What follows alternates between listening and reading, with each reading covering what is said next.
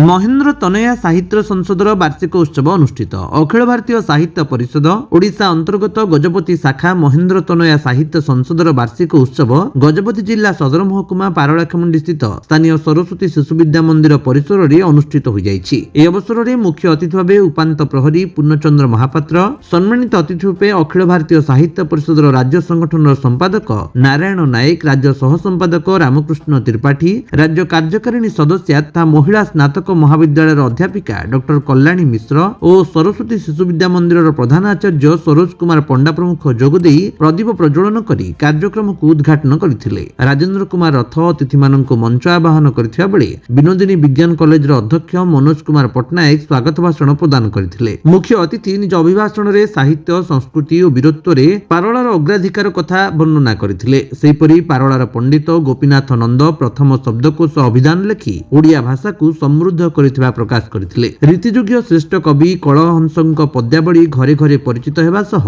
वर्तमान उत्कल संगीत महाविद्यालय छात्र छात्री माननकु शिक्षा दिया जाउथिबा पारଳା पई गौरव आनि दैथिबा प्रकाश करथिले। सम्मानित अतिथि नारायण नायक निज वक्तव्य रे आमे समस्ते निज भितर थिबा भेदभाव भूली एक होई देशमातृकार सेवा करिबा सह इंग्राजी भाषा को गुरुत्व न देई निज मातृभाषार मर्यादा अक्षुण्ण रखिबा पई निवेदन करथिले। रामकृष्ण त्रिपाठी निज अभिभाषण रे आत्मबोध से विश्वबोध विषय रे मार्गदर्शन करथिले।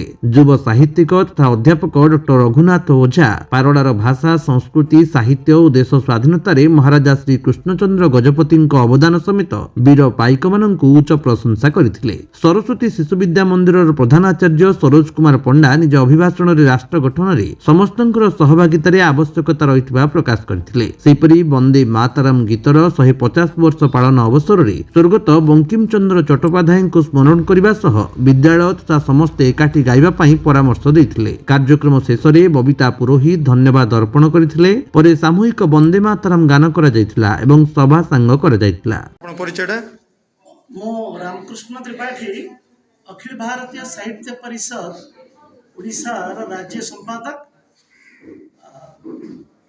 सर कौन कहबे जो आज अखिल भारतीय साहित्य परिषद पक्षर जो महेन्द्र तनया साहित्य संसदर वार्षिक उत्सव अनुष्ठित है कौन कह अखिल भारतीय साहित्य परिषद भारत वर्ष रे साहित्य क्षेत्र रे एक अनन्य साधनारत 1966 मसीह साहित्य क्षेत्र कार्य करी जहाँ प्रचलित व्यवस्था साहित्य समाजर दर्पण केवल नुहे साहित्य समाज पई अर्पण अर्थात समाज निर्माण पई समाजर सुधार पई समाज को सन्मार्ग परिचालित करिया पई एवं राष्ट्रीय विचारधारा साहित्य सृष्टि करी युव पीढ़ी मानक मध्य रे राष्ट्रभक्ति निर्माण करिबा राष्ट्र को सशक्त करिबा समृद्ध करिबार साहित्य निर्माण पई कार्यरत ए उद्देश्य आज महेन्द्र तनया साहित्य संसद गजपति जिले में पारଳାଖେମୁଣ୍ଡି ଠାରେ ସେମାନଙ୍କର वार्षिक उत्सव तथा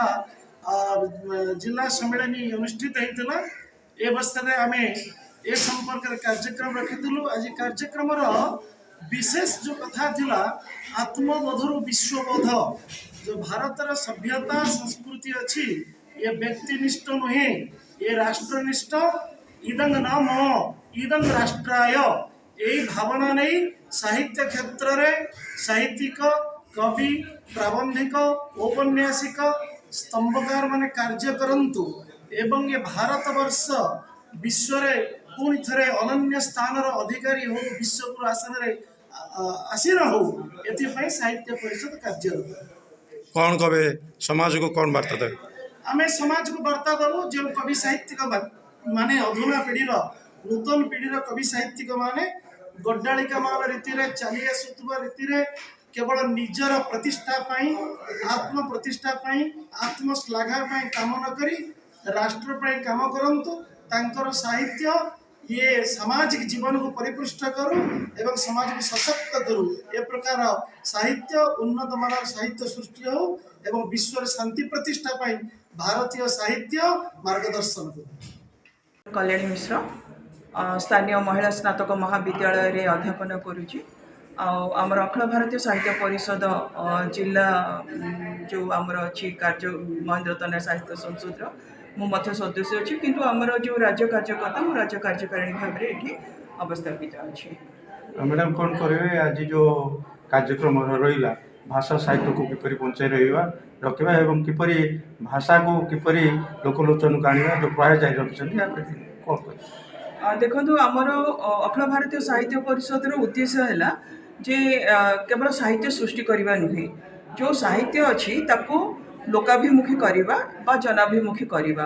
ଆମର ଯେଉଁ ପାରମ୍ପରିକ ପୁରୁଣାରୁ ଆଧୁନିକ ବା ଉତ୍ତର ଆଧୁନିକ ପର୍ଯ୍ୟନ୍ତ ଯେଉଁ ଓଡ଼ିଆ ସାହିତ୍ୟର ଯେଉଁ ବିଭବ ରହିଛି ତାକୁ ସମସ୍ତେ ଜାଣିବେ। ଯେମିତି ଆମର ସାରଳା ମହାଭାରତ ହେଲା, ଜଗନ୍ନାଥ ଦାସଙ୍କର ଯେଉଁ ରହିଲା ଭାଗବତ ହେଲା, ଲକ୍ଷ୍ମୀ ପୁରାଣ ହେଲା, ସେଇଠୁ ଆରମ୍ଭ କରିକି ଆମେ ଆମର ନିଜର ମୂଳକୁ ଯଦି ଚିହ୍ନି ପାରିବା ତାହେଲେ ଆମେ ବିଶ୍ୱ ଦରବାରରେ ନିଶ୍ଚିତ ଭାବରେ ଆମର ଭାଷା ଓଡ଼ିଆ ଭାଷା ସାହିତ୍ୟ ତାର ସଂସ୍କୃତିକୁ ଆମେ ପହଞ୍ଚାଇ ପାରିବା। ଆଜି ସେହି ପରିପ୍ରେକ୍ଷୀରେ ମହେନ୍ଦ୍ର ତନୟା ସାହିତ୍ୟ ସଂସଦ ତାର ବାର୍ଷିକ ସମ୍ମିଳନୀ ବା ବାର୍ଷିକ ଉତ୍ସବ ଏଠି ଆୟୋଜନ କରିଥିଲା ପାରଳାଖେମୁଣ୍ଡି ସ୍ଥାନୀୟ ସରସ୍ୱତୀ ଶିଶୁ ବିଦ୍ୟା ମନ୍ଦିରରେ। ଏବଂ ଏଠି ଆମର ରାଜ୍ୟ କାର୍ଯ୍ୟକର୍ତ୍ତା ଯିଏକି ଆମର ସଂଗଠନ ସମ୍ପାଦକ ନାରାୟଣ ଭାଇ ଆସିଥିଲେ ଏବଂ ରାମକୃଷ୍ଣ ଭାଇ ଆମର ସହ ସମ୍ପାଦକ ସେ ମଧ୍ୟ ଉପସ୍ଥିତ ଥିଲେ ଏବଂ ବିଭିନ୍ନ ଆଉ ଆମର ଉପାନ୍ତ ପ୍ରହରୀ ଯିଏ ପୂର୍ଣ୍ଣଚନ୍ଦ୍ର ମହାପାତ୍ର ମହୋଦୟ ଐତିହାସିକ ଗବେଷକ ପାରଳାଖେମୁଣ୍ଡିର ଏବଂ ସମଗ୍ର ଓଡ଼ିଶାର ମଧ୍ୟ ସେ ମଧ୍ୟ ଉପସ୍ଥିତ ରହି ଆଜିର ସଭା ମଣ୍ଡନ କରିକି ବିଭିନ୍ନ ପ୍ରସଙ୍ଗରେ ନିଜ ନିଜର ବକ୍ତବ୍ୟ ରଖିଥିଲେ। ଏବଂ ଶେଷରେ ଆମର ଯେଉଁ ବାମ ଦିଗରେ ଅଛନ୍ତି ଯୁବ ପ୍ରତିଭା ଓଡ଼ିଶା ଆମର କେନ୍ଦ୍ରୀୟ ବିଶ୍ୱବିଦ୍ୟାଳୟ କୋରାପୁଟର ସେ ସହକାରୀ ପ୍ରାଧ୍ୟାପକ ଓଡ଼ିଆ ବିଭାଗର ସେ ମଧ୍ୟ ଅଛନ୍ତି, ତାଙ୍କର ସହଧର୍ମିଣୀ ଝରଣା ମଧ୍ୟ ଅଛନ୍ତି ଆମ ସହିତ, ସେ ବାଲୁଗାଁ ମହାବିଦ୍ୟାଳୟର ଓଡ଼ିଆ ଅଧ୍ୟାପିକା ଭାବରେ ଅଛନ୍ତି। ଆମର ସମସ୍ତଙ୍କର ଆଭିମୁଖ୍ୟ ହେଲା ଯେ ସାହିତ୍ୟ ସୃଷ୍ଟି କରିବା ସହିତ ସାହିତ୍ୟକୁ ପରିଚିତ କରାଇବା ଏବଂ ସାହିତ୍ୟିକ ମାନେ ଯେଉଁ କହୁଛନ୍ତି ଯେ ସାହିତ୍ୟ ଲେଖିଲେ ଜଣେ ସାହିତ୍ୟିକ ନୁହେଁ ହେଇଯିବ, ତା ନୁହେଁ। ସାହିତ୍ୟକୁ ଯିଏ ପଢ଼ୁଛି, ସାହିତ୍ୟ ଯିଏ ପଢ଼ୁଛି, ସାହିତ୍ୟ କାର୍ଯ୍ୟକ୍ରମ ସଂଗଠନ ଯିଏ କାମ ଆୟୋଜନ କରୁଛି, ଏମିତିକି 2-4 ଖଣ୍ଡ ବହି ଜଣେ ପାଠକ ହିସାବରେ ଯିଏ ଲାଇବ୍ରେରୀ ରଖିପାରୁଛି, ଆମେ ସମସ୍ତଙ୍କୁ ସାହିତ୍ୟିକ ଗୋଷ୍ଠୀରେ ରଖିପାରିବା। ଆଉ ଆତ୍ମବୋଧରୁ ବିଶ୍ୱବୋଧ କହିଲେ ଆଞ୍ଚଳିକତାରୁ ବିଶ୍ୱଭାତୃତ୍ୱ ଭାବ ପର୍ଯ୍ୟନ୍ତ ଆମେ ଆମର ଓଡ଼ିଆତ୍ୱ ଆମର ଭାରତୀୟତାକୁ ଯେମିତି ପହଞ୍ଚାଇ ପାରିବା ସେ ଆଭିମୁଖ୍ୟ ନେଇକି ଅଖିଳ ଭାରତୀୟ ସାହିତ୍ୟ ପରିଷଦ କାର୍ଯ୍ୟ କରିଆସୁଛି ଏବଂ ଆଗାମୀ ଦିନରେ ମଧ୍ୟ କାମ କରିବ, ଏଇଟା ପ୍ରତିଶ୍ରୁତି। ଧନ୍ୟବାଦ। ପରିଚୟଟା?